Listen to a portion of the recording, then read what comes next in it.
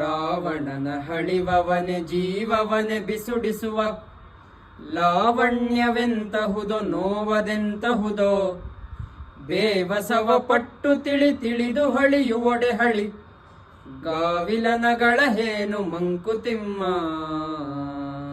ಇವತ್ತಿನ ಕಗ್ಗ ಎಷ್ಟು ಸುಂದರವಾಗಿದೆ, ಆದ್ರೆ ನಾವು ಸ್ವಲ್ಪ ಆಳಕ್ಕಿಳಿದು ಅರ್ಥ ಮಾಡ್ಕೊಳ್ಬೇಕು, ಇಲ್ಲಾಂದ್ರೆ ತಪ್ಪರ್ಥ ಆಗ್ಬಿಡುತ್ತೆ.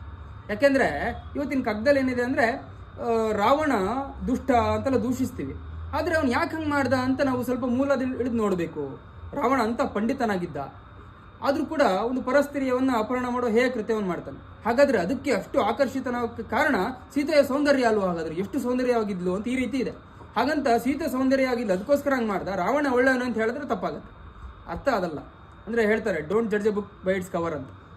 ಅದೇ ರೀತಿ ನಾವು ಯಾವುದೇ ಒಂದು ವಸ್ತು ಅಥವಾ ವ್ಯಕ್ತಿ ಬಗ್ಗೆ ಅಭಿಪ್ರಾಯ ಇಟ್ಕೊಂಡ್ರೆ ಅದು ಶುದ್ಧವಾಗಿರ್ಬೇಕು, ಆಳಕ್ಕಿಳಿದು ಅರ್ಥಕೊಂಡು ಆಮೇಲೆ ಮಾತಾಡಬೇಕು ಅನ್ನೋದೇ ಕಗ್ಗದ ಹೂರಣ. ಎಷ್ಟು ಸತ್ಯ ಅಲ್ವಾ? ನಮಸ್ಕಾರಗಳು.